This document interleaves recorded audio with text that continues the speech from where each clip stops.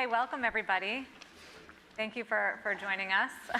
I'm Sarah Eisen. I'm an anchor at CNBC, and I'm thrilled to be here again at Davos moderating this session on global debt. Just want to introduce our very esteemed group of panelists. We have the Minister of the Economy for Brazil, Paulo Guedes. Pronunciation. Perfect. Thank you. We have Daniela Franco, who is the also Minister for the Economy, but for Italy, and Finance, Minister of the Economy and Finance. Yep. We have Geeta Gopinath, who is the first Deputy Managing Director at the IMF. And we have Patrick Dlamini, is the CEO of the Development Bank of Southern Africa. Thank you all for discussing. We have like many of the regions of the world covered. We have a lot of hot topics to get through when it comes to debt. So I just want to dive right in. And maybe start with you, Geeta, because you have a good global outlook. And the IMF does a ton of work on this stuff, like debt levels, which are high right now. So can you just give us a sense of what kind of issue we're looking at when it comes to rising debt levels and where we're going? Happy to, and a real pleasure to join this panel. If you look at the debt numbers in terms of public debt, for advanced economies, it's close to a record of 120% of GDP. If you look at emerging and developing economies, it's not as high as it was in the 1990s, but it has gone up significantly, especially during the pandemic. A useful reference point is to remember what debt was at the start of the previous interest rate hiking cycle. So if you go back to 2013, you had emerging and developing economies debt. The median middle-income emerging market debt in 2013 was around 40%, and now it is at 60%. And the median low-income countries, 2013 debt was at 25%, and now it is at 50%. Now, so clearly debt levels are much higher at the start of this hiking cycle. But at the same time, I mean, there are differences. A lot of the emerging market debt now is also in local currency as opposed to in foreign currency, and they have more foreign exchange reserves. Now, for low-income countries, we have about 60% that are assessed to be either already in debt distress or in high risk of debt distress. So what about for emerging markets? As of now, firstly, we as yet do not see a systemic sovereign debt crisis, but the risk of having much more debt distress in the future is certainly very salient. In terms of the countries among emerging markets that are affected by high levels of debt and debt distress at this point, it's mostly the countries that were already in a difficult position before, Argentina, Lebanon, and adding Sri Lanka in there. So I guess the bottom line I would say is that we have high levels of debt, and importantly at a time when interest rates are going up in the major economies of the world. But you don't see a debt crisis? Like as of yet, we do not see what I would call a systemic debt crisis, but we could certainly see an intensification of debt distress. Brazil has a good story to tell, doesn't it, on debt? Well, you're a commodity exporter, so that's helped. Yeah, well, like Geeta said, there's a problem. There's one dimension, which is the external dimension. And indeed, Brazil has $360 billion reserves, and the external debt is much lower than that. So we are in a very solid position. We have a huge trade surplus, the trade balance at the moment, but with a surplus, for instance. I think Brazil is probably the only country with a trade surplus against China, exactly because agriculture, food and agricultural products. So we are in a very balanced, very comfortable situation when you talk about external debt. Then we go to the internal debt. What happened? When the disease came, when COVID came, our debt GDP ratio was 76.5. And then everybody, even the IMF, forecasted a collapse in the Brazilian economy. They estimated a drop in GDP of 9.7% for Brazil. And then, let's say, as an example, UK, 4%. Happened exactly the contrary. I alerted the IMF mission. It was not Geeta herself. It was somebody else that calling you was out. removed from the position. She's not there anymore. I remember telling them, listen, you are underestimating our ability to respond to the crisis. What happened? UK dropped at 9.7. The number they assigned to us was UK. Italy more than 9%, France more than 7%, Germany 5.6%, Japan 4.5%, and Brazil 3.9%. So Brazil dropped less, recovered faster, and at the end, the initial forecast is that our debt GDP ratio would go to 100%, from 76.5 to 100%. Well, last month, we just closed the number, 78.5%. So we did better than all other countries on the fiscal front.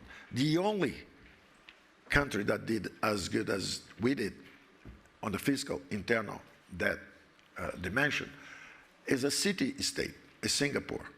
It is a city. So except for that, we have no problem, and we again surprised it on the positive side.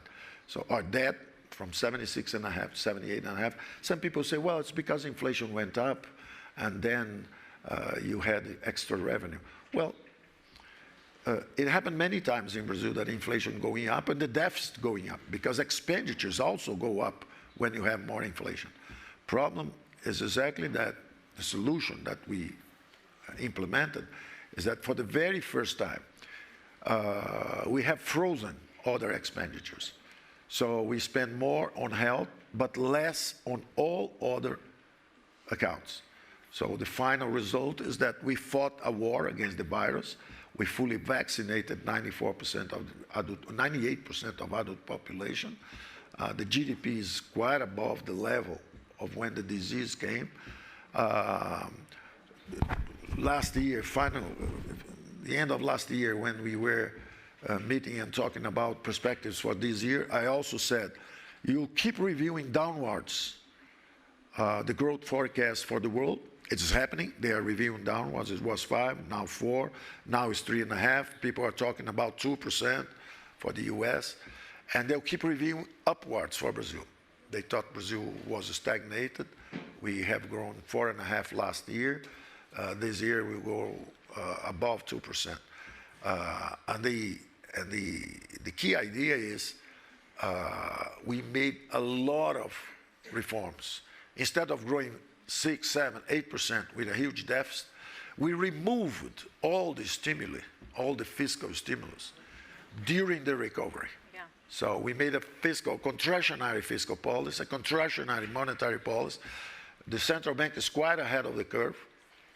Wait, we're going to get there. No, but never waste a good crisis, right? Yeah, no, never waste. So, Patrick, the debt levels in sub-Saharan Africa have shot up during COVID. Where do they stand right now? Absolutely. Actually, the sub-Saharan African region, even before the pandemic, the debt levels were already on the increase. And the pandemic just made it worse, because governments had to respond to the pandemic and by ensuring that the hospital systems and the health system in totality was attended to and was actually bolstered so that it could be able to cater and look after the sickly.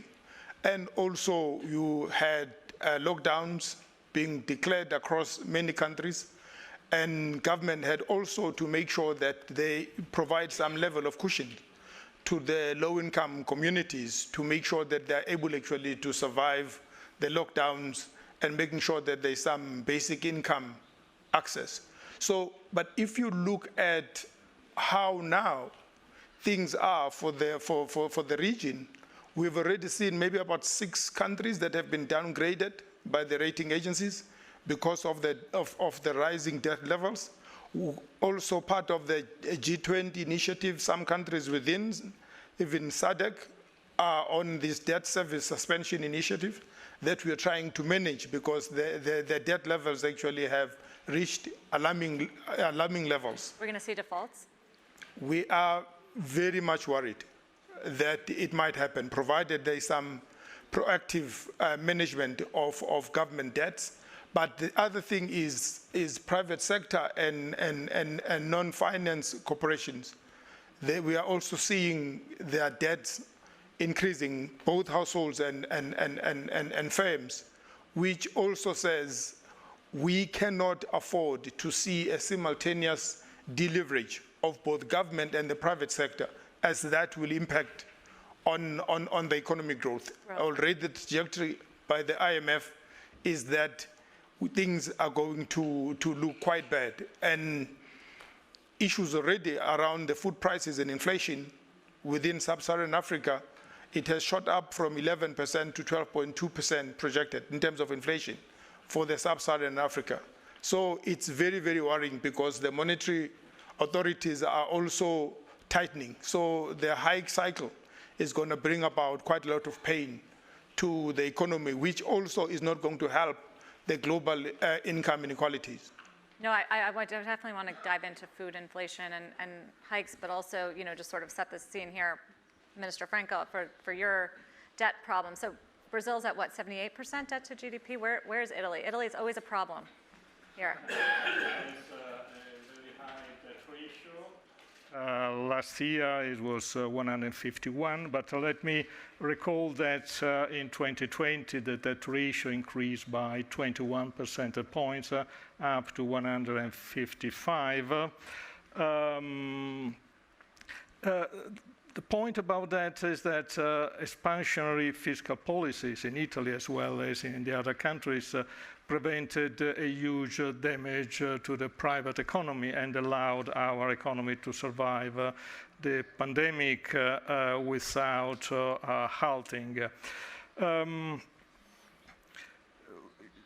I agree with Gita that there is no systemic debt crisis. This applies, I think, to all European countries and to most developed and emerging countries. One consideration is that in 2021, the debt ratio in many countries declined. I think in G7 countries declined by 4 points, in Italy by 4.5 points. And all these countries are projecting a further decline in 2022. That is, we are, on a downward trend. Another point is that by cushioning the private economy in 2020, we prevented the private sector, household and companies to get very much indebted. If you look at the Italian figures, you will see that household debt between 2019, 2021 increased by only 2 points, from 41 to 43%, while household deposit increased by 7 points. Companies' debt increased by 5 points, while companies' liquidity increased by 8 points, meaning that companies and households in Italy, but as well as in many other European countries, were protected by the downturn of 2020, which means that they can now face, for instance, the increase in interest rates from a more solid position that it would have been without the expansionary fiscal policy we all implemented in 2020. Looking at the future, I think the public debt is a powerful tool for economic policy. This, we should keep that in mind. The problem with public debt is that it's a powerful tool to face adverse circumstances, wars, pandemics. The point is public debt management or fiscal policy management in good times. This is the time where public debt should be reduced, and this is the time when in many countries mistakes are made. Now, after the pandemic, we were all looking forward to a period of decline in debt ratio. The point is that we are facing, after the pandemic, the surge in energy prices, leading to a surge in inflation, accelerating monetary policy reversal, which was, interest rates have been very low for a long time. We were expecting an increase. The acceleration of inflation is speeding up the process. And then we have the war. All of this is making, let's say, fiscal policy return to normality more difficult, but still, we must move in that direction. For many countries like Italy, we should keep in mind that the average cost of public debt, in spite of rising interest rates on newly issued bonds, the average cost of public debt is still declining because we are replacing bonds which were issued 10, 15 years ago. Which help us in running, let's say, our budgets in the coming year. Having said that, we all need prudence, fiscal prudence, and we need policies to boost growth. Tough time for fiscal prudence. Gita, is Minister Franco right about Europe, that it's not looking at a systemic crisis because interest rates are going to rise? The ECB is moving closer and closer to ending its stimulus program and raising rates, and already we're starting to see spreads widen out a little bit. I'm sure you know, on the Italian versus the German bonds. I saw Klaus Regling, I don't know if he's still here, flashback to European debt crisis, which wasn't too long ago. Could we see something like that? I agree that, as of now, we certainly aren't seeing a systemic Not now. debt crisis, yes. And, the combination of a fast recovery after the collapse in 2020 and inflation also, the combination of those is reducing the debt to GDP in Europe. But that said, of course, interest rates are changing. Now, the current trajectory of interest rates still keeps the nominal rate fairly low, and real interest rates could stay negative for a while, depending upon how fast inflation comes down. So I say financial conditions maybe slightly have tightened, but more closer to neutral. The bigger concern is what happens if the inflation that has become more broad-based in Europe rises even further. And then that triggers and calls for a much stronger monetary policy response in Europe. And yes, there is a lot of heterogeneity in the levels of debt in Europe, and Italy has one of the high levels, and there are countries like Germany where debt to GDP is much lower. So I think there is the question of what will happen to sovereign spreads of these different countries, and whether one could see tantrums, which is what happened the last time around. So I wouldn't rule out anything at this point, but as of now, it's clearly the case, yes, that there is no systemic debt crisis, yes. Minister Franco, how much is the ECB going to hike rates this year and next? Sorry? You were a central banker. So, Yeah. And clearly you have to deal with that on the debt servicing front now. How much do you expect in terms of rate hikes from the ECB in the next year or so? Well, as it has been announced by the ECB, I think that we are moving out of negative interest rates and moving gradually to positive interest rates. The speed will be decided by the ECB, which is fully autonomous in that regard. Obviously, we should keep in mind that we have lived through a prolonged period of extremely low interest rate, which is something extraordinary. I think never in recent history we saw a period of nominal negative interest rate lasting so long. Real interest rates were often negative in the 70s in the period of high inflation, but nominal interest rates were negative, were never negative for so long. So it's fully normal that we go back to a situation in which interest rates are much higher than they are now. Now, the issue is the speed of the process, and there I think the ECB will have to balance the need to control inflation with the need to avoid another recession, at least in Europe. And this is a difficult balancing problem. How close is Europe to recession? Well, still, I think that our projections, some of the projections by the Commission point to the fact that we are not going to have a recession right now. We see risks, we all see risks related to developments in Eastern Europe, related to energy prices. If energy prices were to remain very, very high, then again, this would not help. The issue of inflation obviously is important for central bankers, but we should try to understand the underlying factors, because if you look at the United States, their inflation is largely driven by demand. If you look at Europe, inflation is largely driven by supply, energy-related problems. In Italy, the inflation rate in April is 6.3, 6.2, 6.3. But if you were to net out energy prices, it would be less than 3. And the same more or less applies to all European countries. So if inflation is caused by energy prices, I think we should focus on energy prices first of all. And this should affect the speed of the increase in interest rates. Obviously, rates are going to increase. We all know that. We only are discussing about the speed of the process. In the U.S., we would call that a dovish answer on rate hikes.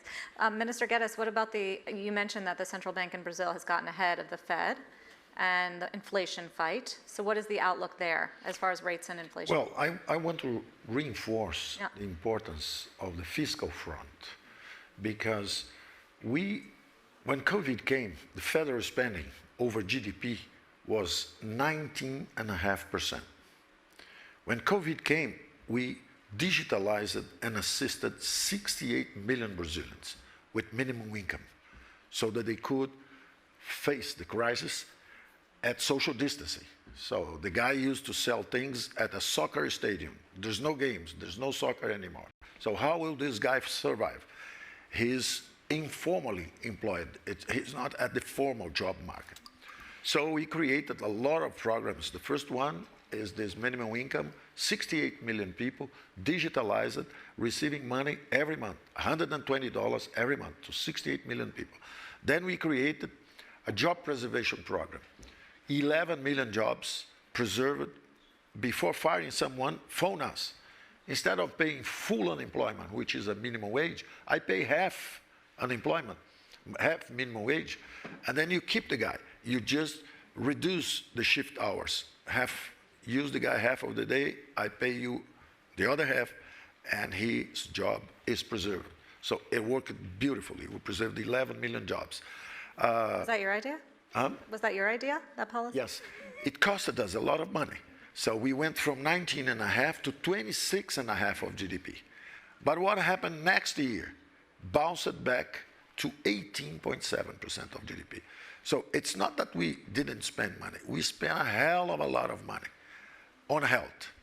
But we cut everything else so that as soon as the disease faded away, we immediately collapsed all expenditures.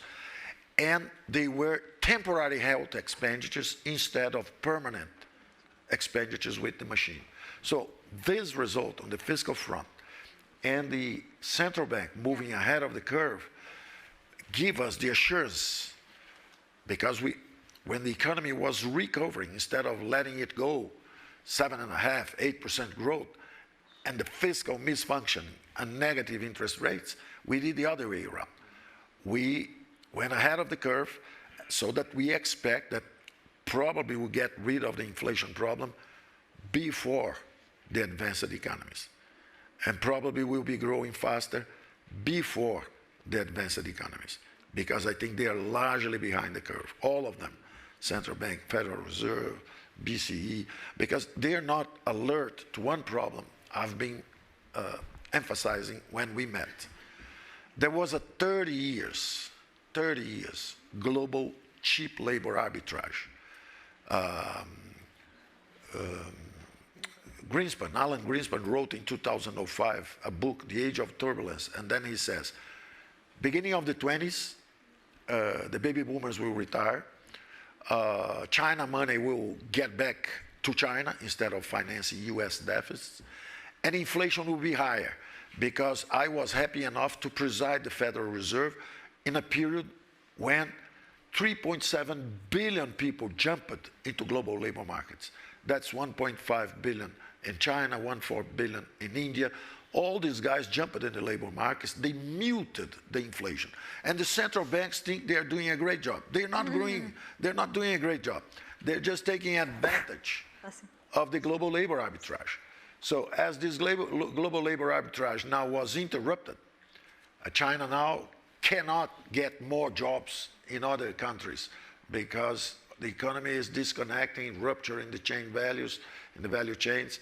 So China is decelerating and wages are going up all over the world, especially in the US because the unemployment rate is very low. So you have a formidable combination of 4 negative shocks. Wages going up because of the end of the global labor arbitrage. At the same time, disruption in the value chains production, and that's a negative supply shock. At the same time, war, which Ukraine is grains, Russia is about energy. So food and energy going higher. So all this combination and the central banks, on my view, sleeping at the wheels. Except for Brazil. Well, I'm very sorry to inform you that except for Brazil on the monetary front and except for Brazil in the fiscal front. Patrick, It just happened. We're facing the shocks, as Minister Geddes laid out, and obviously you're feeling the food inflation. What are food prices doing in Africa right now? They are actually running havoc because the geopolitical situation between Russia and Ukraine is causing serious food price increases, as well as, this is just actually, if you look at the wheat supply, as well as the sunflower oil, because these guys are the biggest players globally.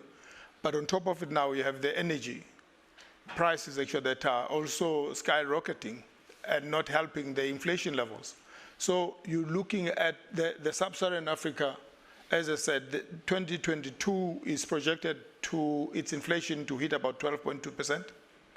And if we were to look at the growth rates projected by IMF actually to really come down. But the issue is Sub-Saharan Africa has about 39 of the 46 least developed economies. And that tells you that these economies are not going to recover or get into their pre-pandemic economic output levels. And actually, as we speak, we are focusing that there might be between 7 and 9% below their pre-pandemic output levels. So, and now you also have then the increase in interest rates, which is not helping the debt service costs. And as a result now, how are they going to prioritize? The basic necessities are in trouble. The wiggle room within the central fiscus just does not exist. You can imagine what that means for many economies in sub-Saharan Africa. So what do governments and central banks do there? Well, the central banks, the monetary authorities actually already are on a hiking cycle because, in South Africa alone, I think 2 weeks ago, last week, Yeah, they hiked. we saw a 50 basis point hike in the interest rate because inflations are forcing them to respond. So now, how then do you strike a delicate balance? It's not easy, but how then do we globally get to look at how do we manage the debt situation in emerging economies? IMF actually, their SDR initiative, their 650 billion that has been touted, actually, I think if well managed and decisively utilized, can go a very long way in really bringing about some space within the central fiscal for many economies in the emerging markets. Gita, I mean, what does the IMF suggest for countries that don't have the fiscal and monetary space to deal with this? They don't have the growth, and they do have the inflation. It's a pretty tough mix. No, it's a tough mix because, you know, they're hit by the pandemic first, and now with, at least if you're a commodity importer, being hit with rising prices of all your necessities. So we are at the IMF tracking very closely the countries in terms of how much of spending do they need on food and oil and gas, and what their financing needs are. In terms of what needs to be done, unfortunately, given the fiscal situation in several of these countries, you know, I would say that the first practical step is to prioritize where you spend, because you can't really raise your revenues at this current juncture. The IMF has been giving financing to countries. That also helps, and the SDR allocation was one such instrument. But I want to focus a little bit on the countries, and there's several of them, that are already in debt distress and that will need debt restructuring. And a problem with the international financial architecture is we don't have a good debt resolution mechanism. The G20, something you've been warning about at the IMF. Yes, yeah. Yes. So the G20 came up with the common framework to address exactly this issue, and it provided the promise that for the first time we would have a resolution mechanism that would involve official creditors, private creditors, bilateral creditors, and then we would get a proper resolution of the high levels of debt in these countries. Now, there have been 3 countries that have applied for the common framework. There's Chad, Zambia, and Ethiopia, and that was over a year ago, and we have so far, not a single case where the resolution has been done. So I would say that what's absolutely needed urgently at this point, when we are in a somewhat pleasant situation of not yet being in a systemic debt crisis, is that we create the infrastructure, that we create the architecture that's needed, that if the world were to head into such a crisis, that we have it. Now, what would that require? I think first and foremost, it requires that the common framework is much more clearer about timelines, about the steps that are needed to make progress on the framework. The second is, when the common framework was designed, it was at a time when we were thinking of countries that were hit by the pandemic. It did not include the Sri Lankas of the world. So we need the scope of countries that can be addressed to include even middle-income countries that could be at high distress, like Sri Lanka. And it's, you know, it's hugely important to put this architecture in place and to make sure you do it in a timely fashion. And just one last point. In this particular game, nobody is doing charity for anybody else. There's a huge body of literature that shows that extended debt restructurings are terrible for both the lenders and for the borrowers. So it is in everybody's interest to get to fix this architecture. Minister Franco? No, I fully agree with what Gita is just saying, that the common framework, which was started in the end of 2020 by the G20, is in principle a powerful tool bringing together all creditors, public and private. The point there is, I think the main point is that some countries which are important creditors are not really cooperating with solutions, the solution of the problems, especially for the 3 countries which have applied. Who's not cooperating? Well, talking about China, basically, which is not really supporting the implementation of the common framework. So I think we all agree that it is an important tool, but it would require a broad consensus, which is not still there. We should recall the debt service suspension initiative for 2020-2021, which helped many countries during the pandemic. It was rather effective. It came to an end at the end of last year. And also the SDR. The SDR is a big success story. I mean, And I think one general consideration about, let's say, the pandemic is the fact that it was a terrible, obviously terrible for the number of people who suffered. From a pure economic point of view, it was a big experiment. I mean, and policymakers reacted rather quickly. Sometimes with innovative tools. Paolo was mentioning some tools used at the national level in Brazil. But I think all countries, in a way, invented new tools to pay benefits to citizens in need, to allow workers to work from home. The cooperation among countries was very tight, and decisions were taken very, very rapidly. I think this contributed to innovation for like the common framework, but within the G20, it also contributed to a number of important, let's say, decisions taken together. First of all, on the taxation of profits worldwide. This was an issue, I mean, open since 10, 20 years, but it came to an end last year. And I think the pandemic, in a way, put pressure on that. Let me also recall the initiative taken for the vaccines. I mean, the ACTA, COVAX, where new initiatives started rather quickly. And now the G20 is working on the future to make sure that we are all better prepared for future pandemics. So having said that, I mean, the pandemic was a terrible development, but it pushed a lot of us to innovate, to cooperate, and I think especially at the international level, it was really important. If I think about Europe, I mean, the Next Generation EU project was started during the pandemic. It's for the first time Europe has a common debt. It's nice to hear, because actually there's a lot of talk this Davos, I find, about lack of coordination on a global level. I want to open it up to the audience for questions, but just a final one, because China was mentioned, Patrick, for you, which is how big of a creditor is China for African debt right now, and how has that changed, and is that a good thing or a bad thing?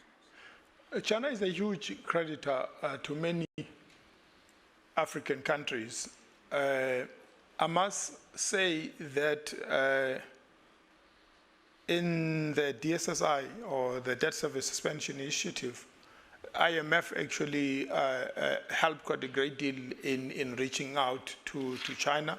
And I must say that actually they've since agreed to be part of the team looking into the resolution of this, because given the sheer size of debt by these economies, they are very central, because there is no sustainable resolution that could ever be brought about without their involvement and without their concurrence or consent. So, but we are really now, I'm hoping that we are going to be making progress in trying to bring about some resolution. And indeed, and as I said, if you have 39 countries out of 54 being least developed, or call them fragile economies, this says these economies are dependent largely on donor countries. So if you are dependent on donors and you have your debt levels that are sitting somewhat at unacceptable levels, it becomes a very, very, very painful situation for the citizens. And that's where you start seeing a lot of migration, people trying to look for greener pastures just to try and survive. And also what is expected out of these countries in the emerging markets and sub-Saharan Africa is that we begin to start our journey towards the net zero by 2050. And that calls for serious investments in the sustainable infrastructure. And as we speak, we still have massive infrastructure gaps. So we have some possible green shoots that we're seeing in the continental free trade area that ought to be taken advantage of. But there is a lot that needs to happen just at the basic level to make sure that the continent is able to begin to create sustainable jobs for its populations. Questions from the audience? I've got more. Maybe for anyone who wants to answer, how would a Russian debt default impact the global economy and all of these debt issues and the debt pictures for the various regions? Maybe Gita, kick it off. Yeah, sure. And when is that going to happen? On your first question, if you look at direct exposure to Russia's financial assets for most of the major economies of the world, I mean, it is small. And it's concentrated. I mean, there are, I would say, it's concentrated in Europe. There is Austria and Italy, which has more exposure than the other countries do. But again, it is manageable in the size. The part that we don't know about are the indirect exposures. And, you know, we could see a situation where if there's a, you know, the further escalation of tensions, or we start seeing the defaults if and when they happen, that you could see much more tension in the markets than what's visible at this point because of the indirect exposure. Now, there are also non-bank financial institutions in the US and Europe that have exposures to Russia. But if you look again at the size of the exposures, and even if you say, well, you know, you look at the very specialized desks in terms of those who invest in emerging markets, this is a small fraction of their exposure, of their total asset situation. So in the sense of, at least directly, if there were a default, would it then lead to a big reduction in money available for other emerging markets? Given just the sizes, it seems less likely. But what we are concerned about are the indirect exposures, which is the part that is very hard to get the data on, get visibility on. Is it still a question of if and not when? Well, I mean, these are developments that are changing on a daily basis. The question of whether payment can be made in rubles versus in dollars and so on, and what's acceptable and what's not acceptable. So I don't want to jump ahead on this, but if you just look at market pricing of Russia's debt, they all show that a default is a pretty high probability event, looking at market pricing. What would happen to Europe, Minister Franco?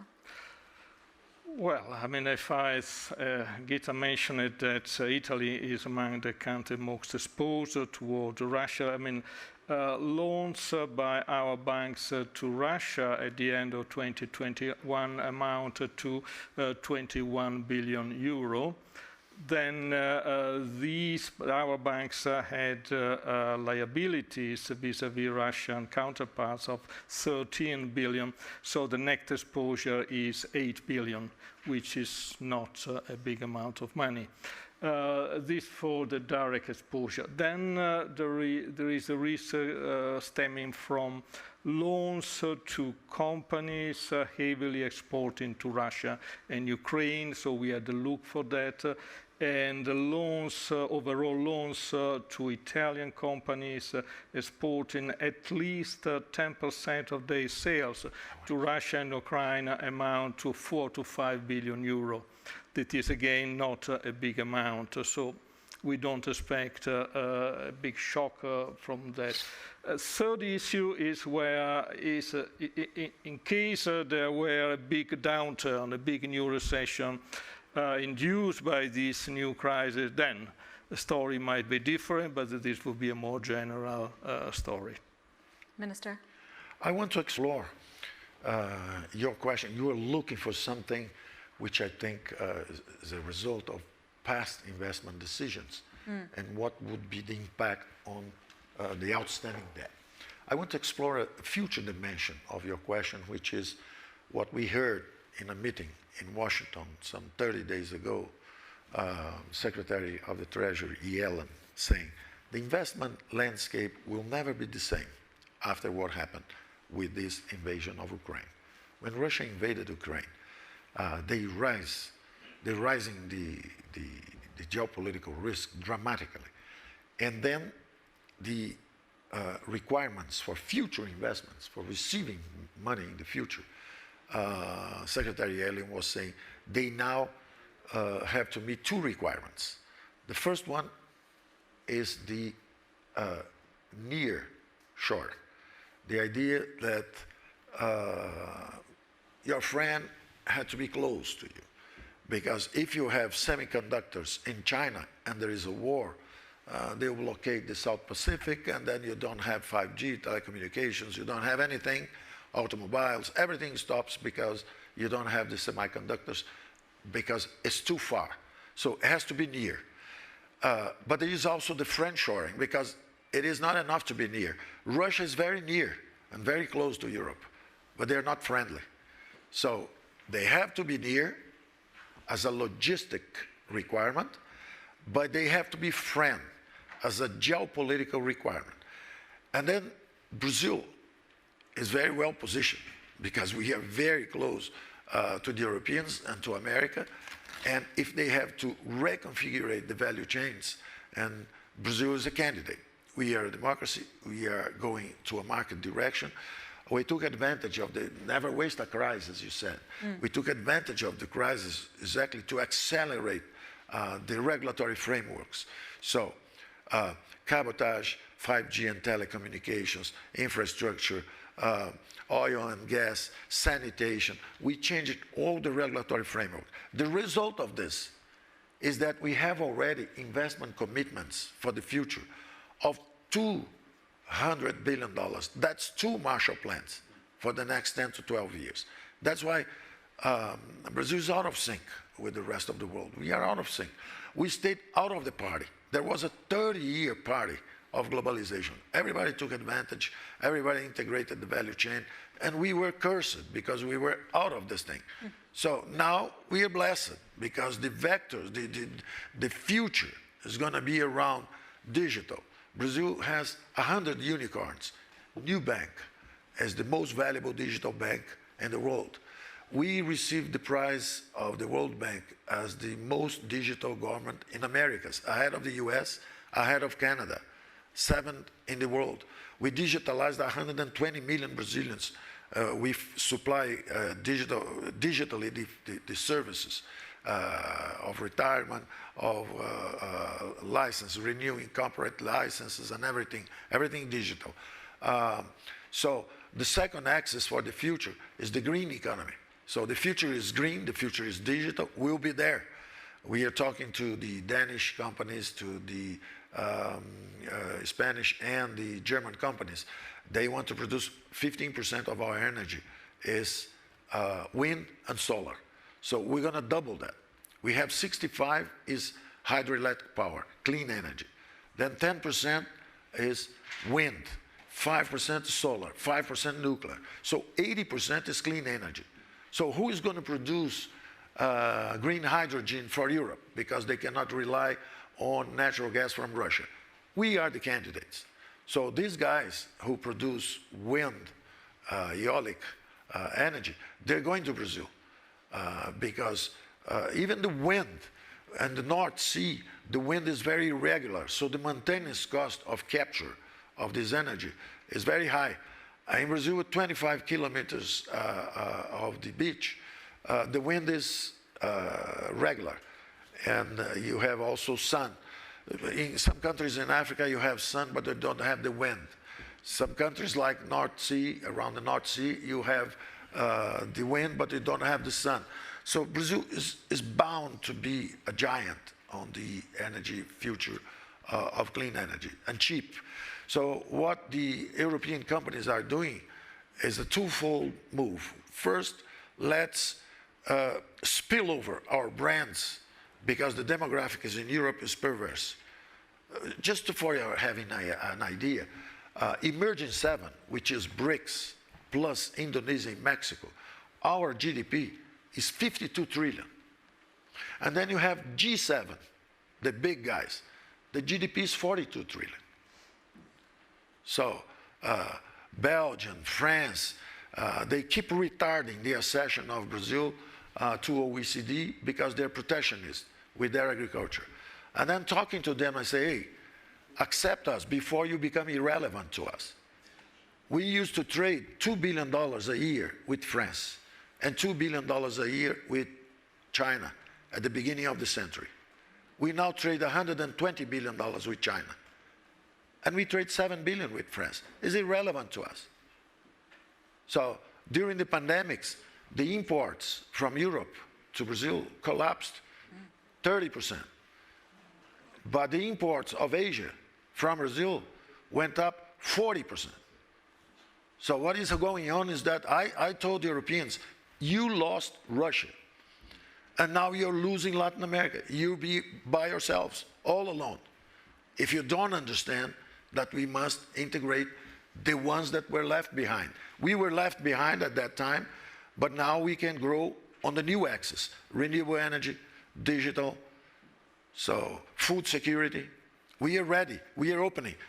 Just as was coming here, I made the second round of tariff reduction, 20% tariff reduction. Everybody's trying to protect their jobs now. We are opening. We are reducing tariffs and getting more efficient. So we came late at the party, but we are very animated about it. Clearly, because we're like 10 minutes over time, and I'm going to miss my live show. So thank you. Thank you all for being here. Thank you for the audience participation as well. There's going to be a QR code, I did not forget, on the screen for more you can get from the World Economic Forum, the Chief Economist Outlook, and it covers a lot of these debt issues and obviously the global economic issues as well. Thank you so much. Thank you.